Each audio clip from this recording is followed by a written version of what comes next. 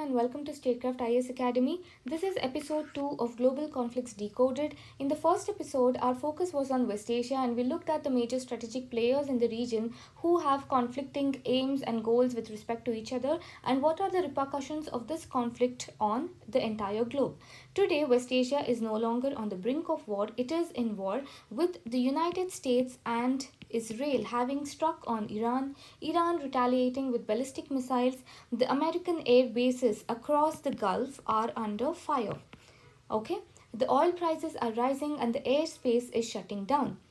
Also, it signifies the end of iron rule with the end of Ayatollah Khomeini. So all of these events are major strategic points with respect to geopolitics. What do we understand by geopolitics? It is the study of how geography shapes power and foreign policy. Okay, so we will be understanding the geopolitics of this escalation and we shall be considering how the crisis links certain things like 1. Nuclear ambition. Okay, 2. We are going to understand regional rivalries. And 3, we shall be linking all of this to global energy security. Okay. Firstly, we examine the crisis through 4 major pillars. One is the trigger. So what happened here? The collapse of JCPOA, which is the Joint Comprehensive Plan of Action, which came about in 2015. It is a nuclear agreement which limited Iran's uranium enrichment in exchange for sanctions relief. Okay. With this trigger, the theater of the conflict, that is, the geographic conflict zone emerged. Okay. Here, major players like Israel, Iran, and US military bases in the Gulf as well as oil infrastructure, all of these form the theater of our analysis. Okay. For us, another important dimension is to understand the cost of these conflicts, which is the energy shock transmission. That is, the hike in oil prices, the spike effect over inflation, trade, and global growth is a very important geopolitical analytical standpoint, also linking it to economics. Okay. With all of this, we also understand the India angle, where India, which heavily depends on the Gulf oil, must balance its ties with Iran, Israel as well as the US. So this involves strategic diplomacy in order to safeguard our energy security as well as rupee valuation. Okay, so this is how we form the core of our understanding and we shall try to understand this more deeply. Okay, first of all, our focus is on the JCPOA. Okay, which capped uranium enrichment at 3.7%, which is suitable for civilian energy use. Okay, so the weapons grade uranium requirement requires about 90% of enrichment. Now, with the withdrawal of the US, coming of Donald Trump and withdrawal of the US in 2018 from this deal, the sanctions returned and Iran gradually increased enrichment levels to 60%. Okay. This crisis caused, the crisis thus emerged out of the nuclear threshold proximity. Okay, but however, this is not just, along with this, there came about many other events which is also linked to what happened here. Okay, one is the diplomatic deadlock, that is, a security dilemma, a very important concept when we discuss geopolitics.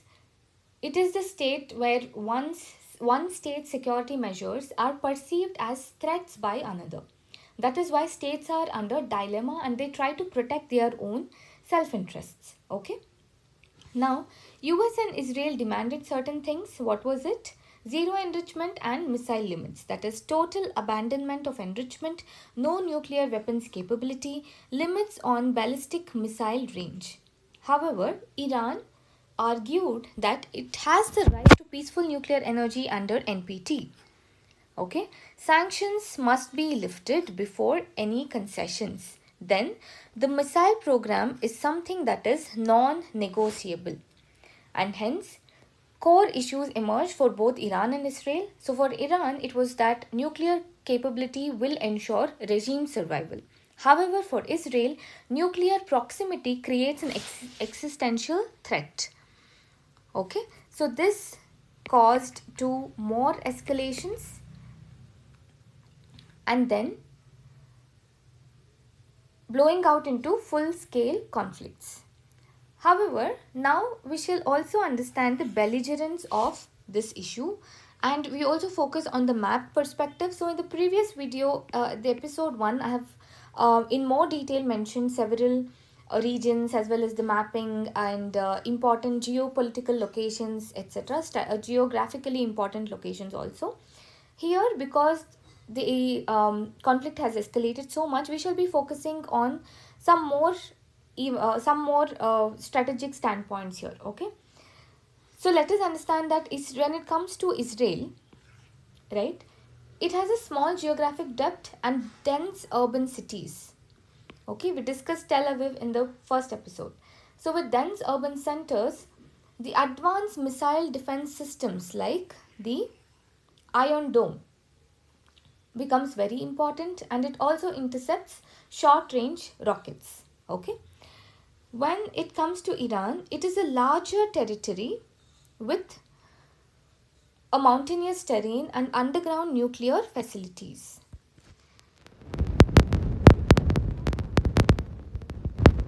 So what is happening here when we are discussing Iran and Israel? There is a strategic asymmetry.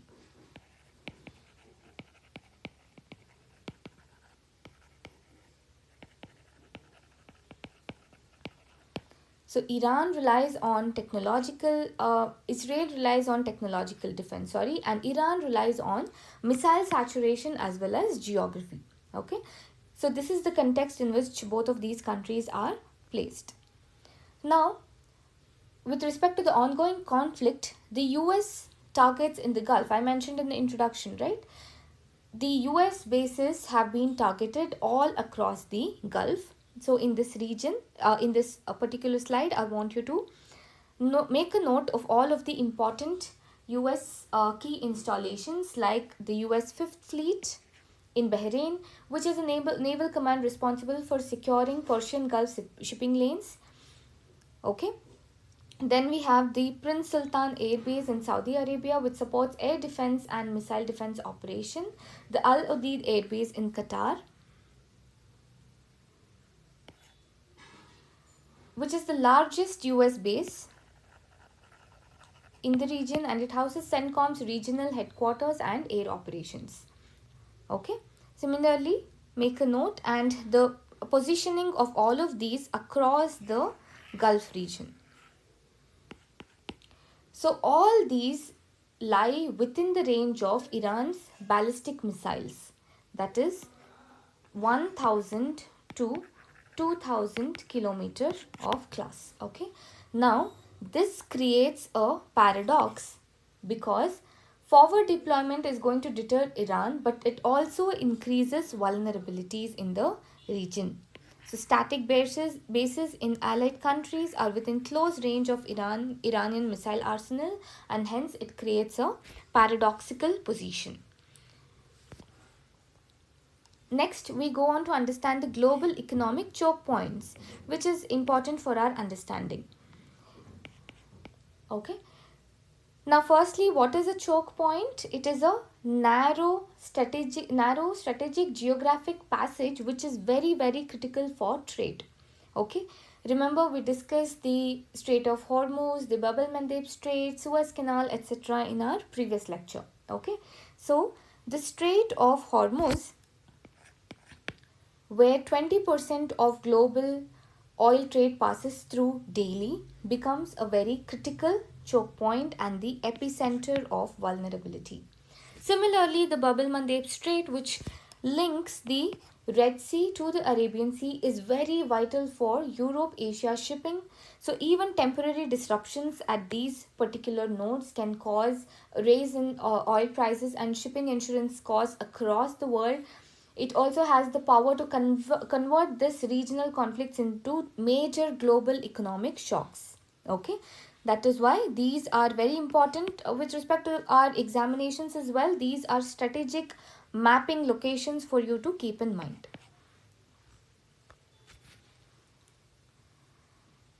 So now a little bit about the war objectives and what each countries have as their main agenda within this conflict, right? Firstly, we have US and Israel who want to prevent Iran from obtaining a nuclear weapon. Okay, so preventing nuclear weapon acquisition is the main agenda of US and Israel here. They want to restore deterrence and credibility that threats will be punished. Okay, then we have Iran, which is striving towards regime survival. Also, to make the presence of US prohibitively expensive. Okay, it is trying to raise the cost of US military presence in the region and to gain a bargaining leverage. How? By economically pressurizing on the Gulf states. So, Iran, when it seeks security, Iran is seeking survival as well as leverage. So, when the goals are differing fundamentally, escalation risks are heightened. So, this is what is happening in this region for a very long time now. Trying to understand the energy shock involved here, the energy shock, let us understand through a domino effect where it follows a transmission chain. Okay, so the conflict is causing oil supply disruption. Okay, the oil facilities, about 30% of global supply risk is involved here. This oil supply disruption is leading to a price hike. This again causes increase in transportation costs, all resulting in inflation. Okay, so how is this happening from one point to another? The central banks respond by raising their interest rates. High rates of interest slow economic growth. So oil shocks in 1973 as well as 1979 have triggered global economic slowdown. So we already have historical references to this. Okay. So there is a macroeconomic transmission channel of war which is linked to the energy standpoint of understanding. So supply drop causes prices hike and transportation cost rises. Food inflation, central bank maintain high interest rates. Okay, all of this growth slows down globally and causes global slowdowns as well as risks of recession. Okay, so this is how it has a transmission effect. The war also transmits through the economic or rather we can say larger macroeconomic energy shocks are also created because of this. Okay, then there is a disruption of logistics. How? West Asia is a major aviation and maritime corridor, and hence, like I said in the introduction, the shutting down of airspaces, the airspace closure increases 1. Flight duration, okay, 2. Fuel consumption, 3. Freight costs. So relating to all of this is the maritime insurance premiums which rise in the conflict zones, and hence supply chains which are global are largely affected. Okay, so airspace being closed in several regions. West Asia, which is the bridge between Europe, Asia as well as Australia, is largely impacted. Flight cancellation, increased fuel burn, increases the cost of fuel consumption. There is also a greater maritime impact here where the insurance risk premiums surge. There's also a disruption of the global supply chain as well here.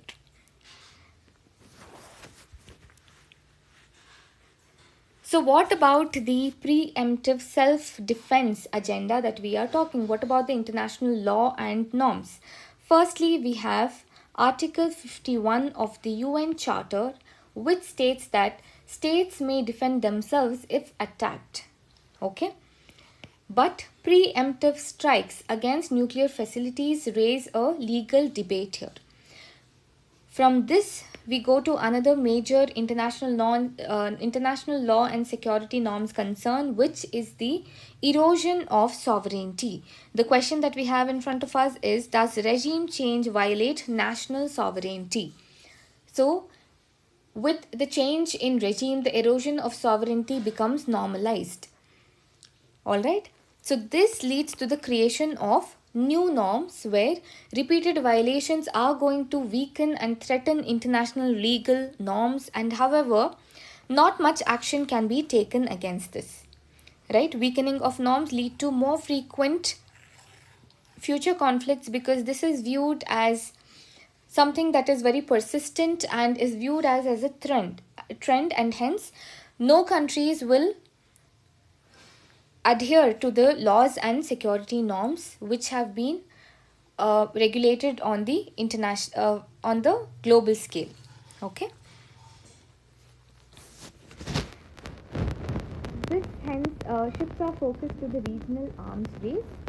So what do we when do we explain, or when do we call something an arms race? Is when it occurs when states increase military capabilities in response to each other. So there is a competition that is happening between the states as to who has more and more arms, and this results in a negative competition which is going to hurt the security scenario of the world. Okay, so we observe a shift here with respect to this conflict where high cost traditional against high cost traditional air power, so expensive fighter jets on the one hand and cheaper missiles and drones on the other hand. Okay, so the shift has been towards more and more missile over traditional manned aviation. Okay, now we also need to note that this has a very severe economic dimension because interceptor missiles costs millions where drones are cheaper and they are going to threaten the expensive infrastructure. Okay, so this changes the economics of warfare. The Gulf states are increasing missile defense budget in response, and this marks a future trend in this conflict. Now quickly let us understand the India angle of this conflict. Okay, why is it important for us to understand this? Is because nearly 40% of imports pass to the Strait of Hormuz, and India imports about 80 to 85% of its crude oil from this region. Okay, so increasing of oil prices widens our current account deficit. It leads to the depreciation of the rupee as well as a raise in the domestic inflation. Okay, and hence India must be practicing strategic multi-alignment, which is maintaining relations with the US, Israel, Iran and Gulf states simultaneously, because energy security is national security for us.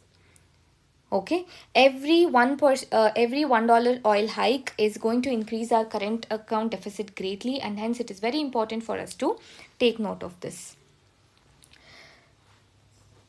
So trying to wind up this particular lecture, we shall quickly understand the three strategic outcomes here with considering three different scenarios.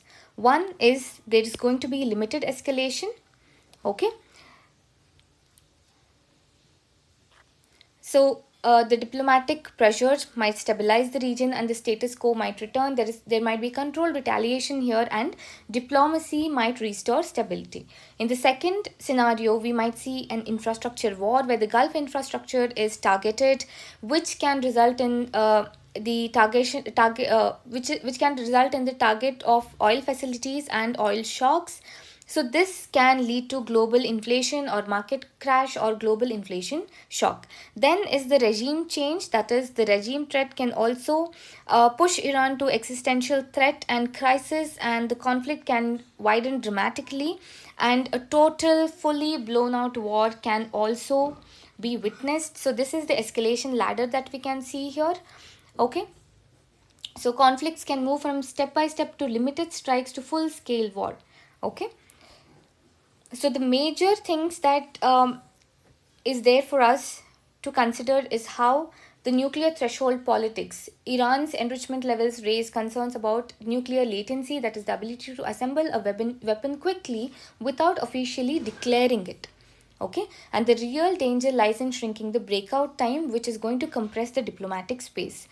Understanding the non-proliferation treaty is also a reflection of the security dilemma within the regions. Okay, mutual suspicion, which has driven escalation, even sometimes without intention. We also understood the choke points, which is very important in order for the security of the entire globe. Okay, then the forward deployment was discussed, which also depicts the vulnerability within the region. The paradox of modern deterrence is understood here. Lastly, the arms race dynamic. Okay, so with the ongoing conflict, the world is reminded again that when nuclear ambition is met with great power, rivalry, regime change, security dilemma, the survival of the regime, etc., is in the picture, the battlefield is never local. Okay, so the battlefield, when it turns global, and particularly with reference to West Asia, power is not something that is going to fade quietly. It either fractures or it explodes and ruptures, and its repercussions will be met and understood by the entire world. So we are seeing a full scale escalation. We are on the brink of war. Countries are already fighting each other, and we can only hope that normalcy is restored quickly, so that there is no loss of resources, etc., that happen in the long run. So thank you so much. We shall meet again with yet another episode trying to decode the global conflicts that are occurring today, for which we are all a witness. Thank you.